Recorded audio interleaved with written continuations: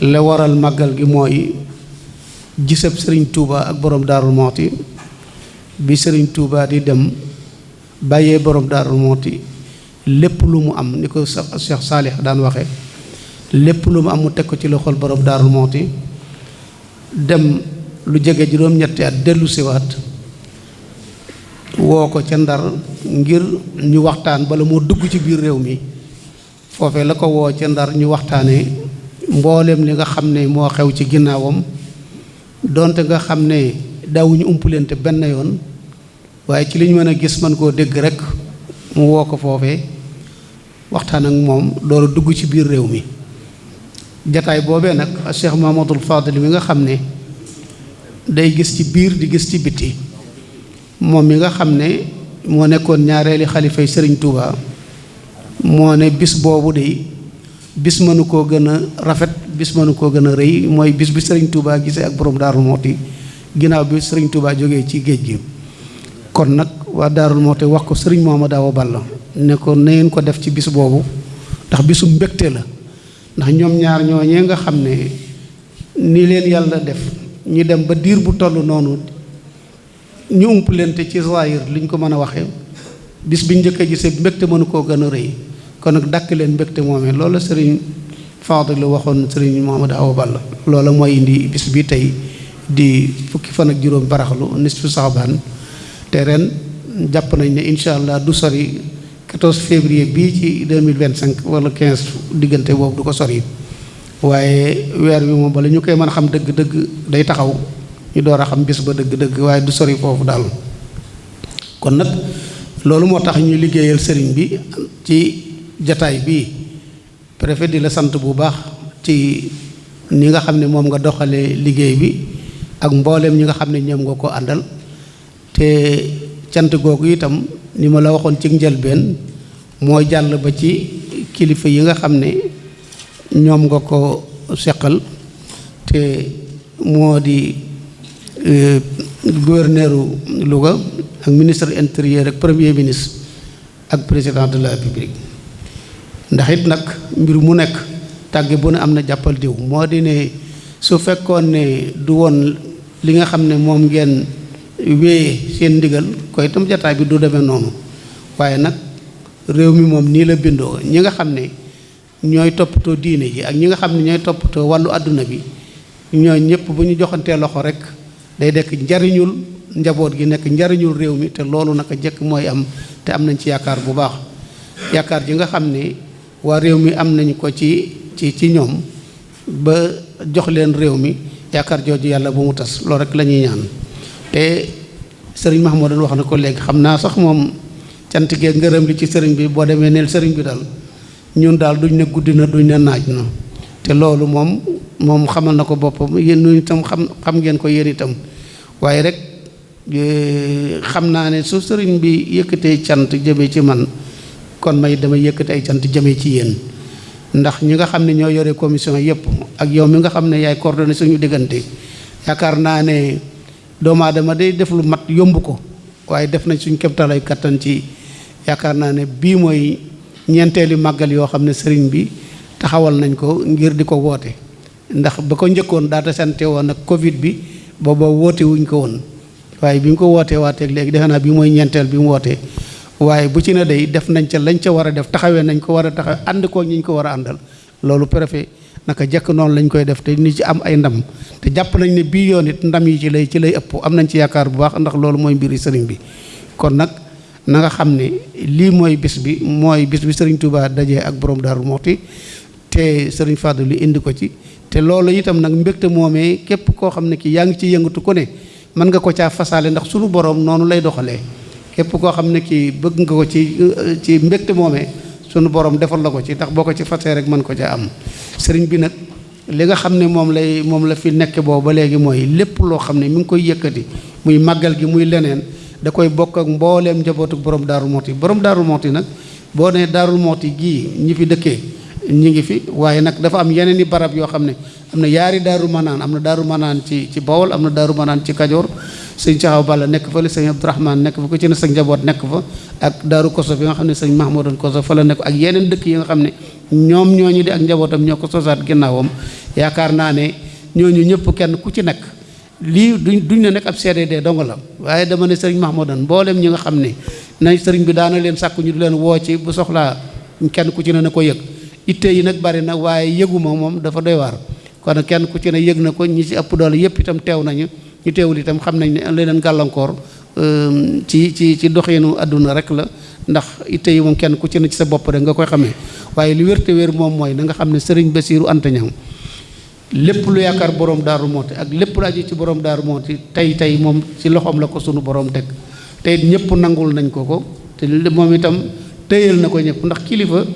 dana doon kilifa goo xam ne ay surgaam du leen yëg moom loolu dalu ko ak njabootam itam yëg nañ ko te topp nañ ci ginnaawam loolu yow yaar bu àndee rek lépp mën naa jag kon nag lii mu bëgg muy fàttaliku bisub Sëriñ Touba ak borom Daaru Muxti ni mu ko bëggee incha allah dana ko ni amee te bu ko ni amee nag nun ñi ñëpp chef service yeeg ñun ñi fi teew ci comité d'organisation bi ak ñëpp bu sëriñ bi amee li mu bëgg rek nu itam leen bëgg dinañ ko am te sunu borom noonu lay doxalee ndax day fay jazaa'ul ihsaan ilal ihsaan lay wax moo di ne la def ci lu rafet rek sunu borom lu ko gën a rafet la lay fayee te yaakaar naa ne jëf mënut a gën a rafet nag ngay def ci diine l'islam jaare ko ci Sëriñ Tuuba ak borom Daaru Muxti yaakaar naa ne loolu moom ku ko yàlla baaxee ku nekk sa xol war naa sedd sa xel war naa dal te yaakaar naa ne incha allah niñ ko bëggee noonu rek lañ koy amee kon préfet ñu ngi leen sant bu baax di ñaan yàlla ñu fekkewaat ko déwén yu baree bari te di la waajal itam nag CRD bi waxtu bu ñu ko jàppee rek ñu teel ko yëg ba ñu ci war a teew yëpp ñu teew njabootu borom daaru gi daal yëpp ñëpp kenn ku ci nekk yëg na ni Serigne Bassirou Anta Niang yëg na ko mu téye yëg googee loolu mooy li nga xam ne mooy li ci nekk kon nag yaakaar naa ne woote ñu wuy si la ñun ñi nga xam ne ñoo nekk ci organisation bi te xam nañ ne bàyyeewuñu nu ko te yàggees na koo taxawee nag xam nañu nag mbir mi ni muy tëddee yaakaar naa ne loolu moom ñooy itam du am lu may sant leen ci gërëm leen ci bokk yi ndax kenn ku ci ne àdduna da ngay bàyyi dara def dara mooy mën a tax li ngay taxawal nga mën koo taxawal loolu moo tax li itte yi bari ñoom ñëpp ñu teew bi ñoo ngi ñaan yàlla sunu borom mu bindal nu tuyaaba nangul nu sunu jëf ci sëriñ bi nangul nu sunu jëf ci diine lislaam te yàlla def jàmm ci réew mi yàlla def jàmm ci réew yi jullit yëpp yàlla def jàmm ci àdduna bi yëpp ndax ñëpp a ko soxla woo maa ngi nuyu ñëpp di sant ñëpp di gërëm ñëpp wasalaamaaleykum wa rahmatullahi taala wa barakaatu. li nga xam ne moo ñu fi dajale woon tey mooy réunion boo xam ne nii am na solo trop ndaxte day tax ñu préparer màggalu Daaru Muxti nag ku ko xam ne comme ni ko sëñ bi fàttalee léegi bés la boo xam ne nii bu am solo la ci yoonu murit ndaxte bu ne bés boobu la maam Thierno Birahim Mbacke borom daaru taseek Cheikh Ahmadou Bamba donc loolu cosaan la te cosaan ju mag la ci yoonu murit donc boobu bés xam naa ne du ko war a mën a gën a kawe ci yoon wi ba tax na suñu kilifa yi jox nañ ñu ndigal pour ñu ànd kook sëriñ bi liggéey ci waajal ko ba nga xam ne su ñëwee dina mën a nekk bés bu mucc ayib ci kaw loolu sous-préfet de l'arrondissement de Darou Mouhty ak services locaux yi nga xam ne yëpp dajewoon nañ fi njëkkoon nañu def waxtaan CLD bi ñu jotee rapport bi automatiquement la ñu programmé CDD bi ba tey jii moom la ñu tenir ci biir CDD boobu nag waxtaan wi laal na poñ yu bari laal na jëm ci wàllu kaaraange gi nga xam ne gendarmerie jël na engagement nga xam ne lépp lu war ci kaaraange bés bi ñoom danañ ko taxawee incha allah bu ñu jëlee aussi yeneen service comme sapeur pompier yi ñoom tamit d'habitude nen doon taxawee ba tax benn lakk du am ba ku nekk circulation bi aussi dana mën a tege ci yoon loolu aussi ñoom it seen taxawaay danañ ko jëfee bu ñu jëmee ci wàllu santé aussi même chose Croix-Rouge donc muy ñetti service sapeur pompier Croix-Rouge ak la santé district bi ñoom it niñ ci war a taxawee yépp danañ ko taxawee ngir lépp lu war ci garab wala lu war ci ay docteur yoo xam ne nii war nañ ko fekkee pour consultation gratuite bi nga xam ne war nañ ko def loolu lépp district sanitaire bu Darou Mouhty dana ci am taxawaay bu am solo boo xam ne ni dina ko ci def. yeneen service yi tamit comme lu mel ni matt mi eaux et forêts aussi dina ci dox dina ci dox lim ci war a dox, mais aussi surtout ndox mi, ndaxte rappelé nañ ko léegi ndox moom fu mu amut màggal du mën a am. ci kaw loolu donc matuwaay yu wér dinañ ko jël ci wàllu ndox mi, service régional dina ko jël ngir forage yi ñu xoolaat leen, machines yeeg moteurs yeeg yëpp ñu xoolaat ko daal di koy saytuwaat, defaraat ko nga xam ne ak réseau bi ngir bu ñu ca eggee rek robinet yi dana mën a xelle bu baax, ñëpp mën a am ndox. lu jëm ci wàllu assainissement ak nettoyage dëkk bi, loolu aussi Sonaget société danañ ci bay seen waar,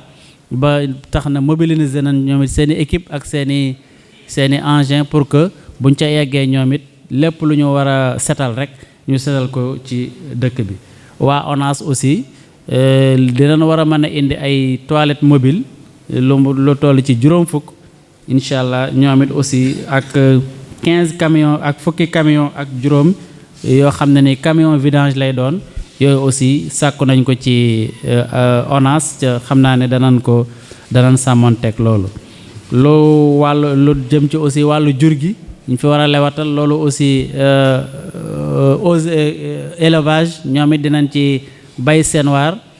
ren nag ñu bëgg sax balaa màggal gi, su fekkente ne jot gi may nañu ko te lépp may nañu ko, ñu def opération boo xam ne nii dañuy éliminer xaj yi nga xam ne ñoom dañuy wëndeelu rek, dañuy wëreelu ca amuñu boroom. loolu nag laaj na jël matuwaay yi ci war yépp, mais loolu comme élevage mi ngi fi ak maire yi danañ ko bokk waxtaane autour du préfet du sous-préfet de Darou Mouhty, ñu waxtaane ko jël matuwaay yi ci war yépp balaa ñuy def opération boobu. donc lu jëm ci AGEROUTE ci yoon wi defaraat ko, surtout diggante Darou Mouhty ak Kébémer, boo jëlee tronçon boo xam ne nii dale na Sarsara ba Ndoyeen, pax yi bari na fa te xaw na jéggi dayo. loolu aussi AGEROUTE dana ci dox ay jéego ba man ca def li nga xam ne moo ci war lépp. yeneen service yépp nag kenn ku ci nekk jël nga engagement, lu mel ni Sonatel, lu mel ni conseil départemental ak mairie, la poste aussi danañ leen saisir, DMTA pour ay chaises, mais DPC aussi direction de la protection civile pour ay tentes. service yooyu yépp bataaxal yi nga xam ne war na dem ci ñoom, dem ci seeni kilifa muy ministres yi, yooyu yépp comité d'organisation bi dana ci taxaw balaa CRD bi. yaakaar naa bataaxal yooyu yépp dana pare ba képp ku war a jot di nga jot. donc mën na ne daal màggal gi en tout cas waaj bi commencé nañ ko ba yàgg sax, waaye tey ji dañ koy wéyal, nar ko wéyal ba ca CRD ba. loolu lépp li ñu fi tënk lépp dina nekk dinañ ko def ci benn rapport boo xam ne nii kilifa yi dinañ ko jot, mais aussi chef de service yi fi teewoon yépp jël ay engagement, kenn ku nekk di nga ko jot, ba kenn ku nekk li nga war a liggéey da nga ko commencé tey di ko dox ànd ko comité d'organisation bi ba ni ñuy eggee ca màggal ga. loolu lépp nag sous la supervision du sous-préfet bi nga xam ne mi ngi ci Darou Mouhty, moom aussi dina ko gën a mën a teg bët, di ci ànd ak aussi la préfecture, ñu nar ko doxe noonu ba nga xam ne rek màggal gi egsi na ak jàmm. loolu daal moo nekkoon li ñu fi doon waxtaane tey, di sant ñëpp, di gërëm ñëpp, di sàkkuwaat aussi sëñ bi nga ñaanal ca ñaanal service yi, ñaanal aussi kilifa yi nga xam ne ñoo ñu fi yabal, ba nga xam ne rek kenn ku ci nekk engagement bi nga jël yàlla dogal nga man koo matale incha allah. loolu la ñuy ñaan te loolu mooy suñu yéene. jërë ngeen jëf. asalaamaaleykum wa rahmatullah. Nous venons donc de tenir la réunion du CDD consacrée à la préparation du Magal de Darou Mouhty, prévu le 14 ou le 15 février 2025. Au cours de la réunion, plusieurs questions ont été abordées, notamment les points sur la sécurité dans sa globalité, mais aussi la santé, l'hygiène et l'assainissement, mais aussi l'hydraulique, l'environnement, notamment les eaux et forêts, l'approvisionnement aussi en vivres et l'approvisionnement du marché, mais aussi dans le secteur de l'élevage, les infrastructures routières, donc, mais aussi la communication et la logistique. Pour tous ces points, les chefs de service ont apporté des réponses vraiment qui nous rassurent, notamment la sécurité. Si nous prenons le domaine de la sécurité, la gendarmerie mettra en place en tout cas son dispositif habituel de couverture sécuritaire, mais avec la mise à disposition de 200 barrières pour renforcer la sécurité, mais aussi la définition d'un plan de circulation en rapport bien sûr avec la commune. Sur la protection, concernant la protection civile, les sapeurs-pompiers aussi vont mettre leur dispositif avec un dispositif de prévention des incendies, mais aussi une surveillance des feux. Concernant l'électricité aussi, la Sénélec s'engage à assurer un bon service en électricité en mettant en place aussi du matériel et des ressources humaines. Et parmi ce matériel, donc 2 groupes électrogènes sont demandés, mais aussi l'entretien du réseau électrique aussi, mais notamment aussi une équipe de surveillance de jour comme de nuit, l'extension du réseau de la ligne moyenne tension, donc jusqu'au lycée de Darou Mouhty aussi est souhaité, mais aussi la mise en place de 300 lanternes en ce qui concerne donc l'éclairage public. Concernant la santé, il est prévu une dotation en médicaments, mais aussi un dispositif renforcé, un dispositif médical renforcé avec la mise à disposition de ressources humaines suffisantes, mais aussi 9 ambulances seront mobilisées durant le Magal. Mais les autorités ont aussi souhaité l'érection du centre de santé de Darou Mouhty en hôpital de niveau 1. Cette doléance sera donc transmise aux autorités pour examen donc, par les services compétents. Concernant l'hygiène et l'assainissement, le service d'hygiène donc s'emploiera à procéder à des activités de désinfection et de désinsectisation 10 jours avant le Magal, mais aussi le même service va s'adonner donc au contrôle des denrées alimentaires, mais assurera également une dotation en produits détergents.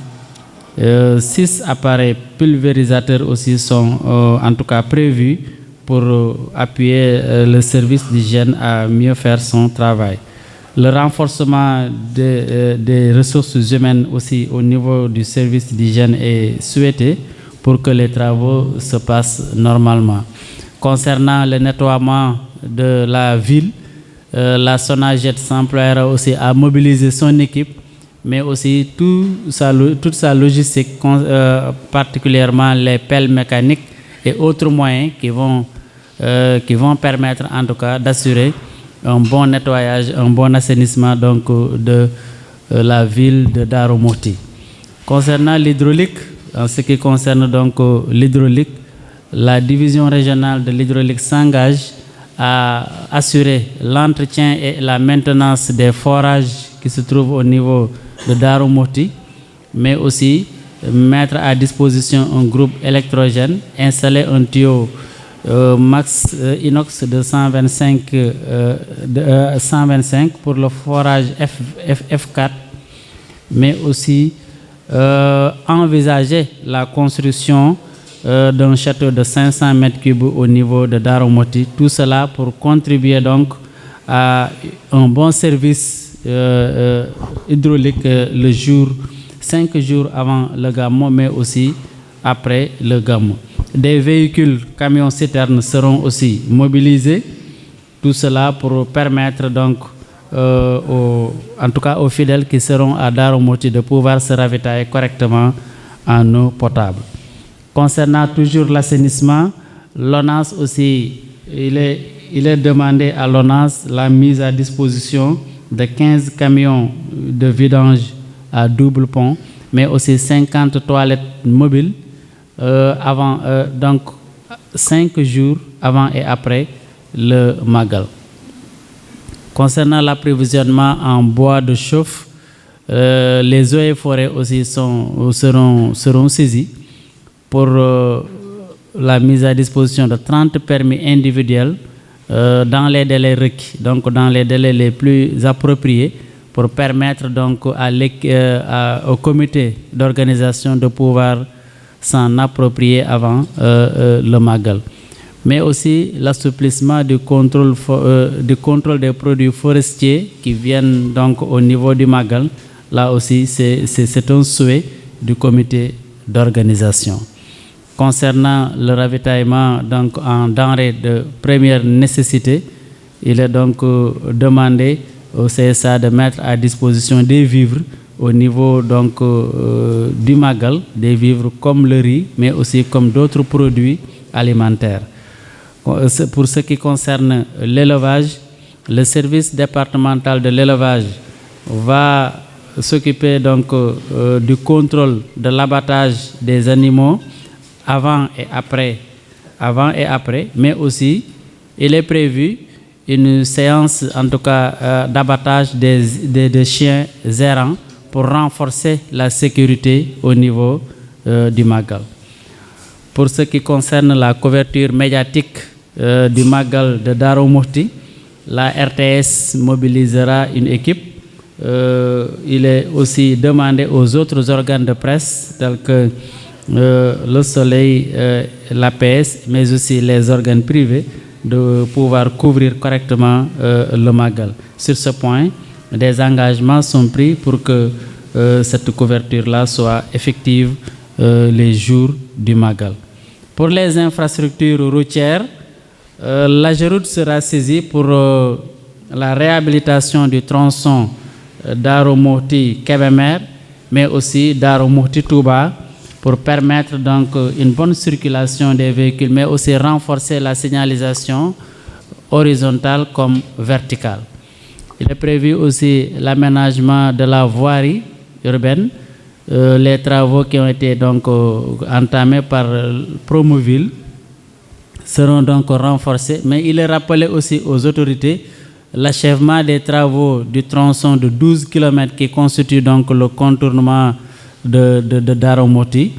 les 6 km étant déjà en tout cas en latérite, les 6 autres sont en tout cas il est demandé pour les 6 autres de pouvoir terminer les opérations de latérite et de revêtement donc de ces 12 km au niveau de Darou Mouhty. Concernant la douane, les services de la douane aussi seront sollicités pour l'assouplissement du contrôle douanier concernant donc les fidèles qui doivent rallier Darou Mouhty les jours du Magal. La Sonatel aussi sera saisie pour le renforcement du réseau et la mise à disposition et l'installation aussi de téléphones fixes, mais aussi l'aménagement d'un espace presse pour permettre donc à la presse de pouvoir jouer pleinement son rôle dans le Magal. Les autres services comme la direction, la DMTA, mais aussi la DPC, la Poste, la mairie de Darou Mouhty, le conseil départemental, tous ces services-là aussi seront sollicités pour permettre aussi la mise à disposition de matériel, mais aussi prendre toutes les dispositions nécessaires pour que le Magal se passe dans les conditions les meilleures. Sur ce point, le maire et le représentant du conseil départemental ont pris des engagements en tout cas pour assurer les services qu'ils ont habituellement l'habitude, donc qu'ils faisaient habituellement. Ça aussi, l'engagement est pris par les autorités qui sont sur place. Le service du commerce aussi s'employera aussi au contrôle des denrées, au contrôle du marché, la surveillance du stock, mais aussi le contrôle des prix appliqués au niveau du territoire, en tout cas du département, surveiller aussi tout le stock au niveau du département pour permettre un bon ravitaillement donc en denrées de consommation courante. Voilà donc les principaux points qui ont été abordés. Les engagements sont pris. Une circulaire et un compte rendu donc seront rédigés et transmis donc aux autorités concernées et aux services compétents. Je vous remercie.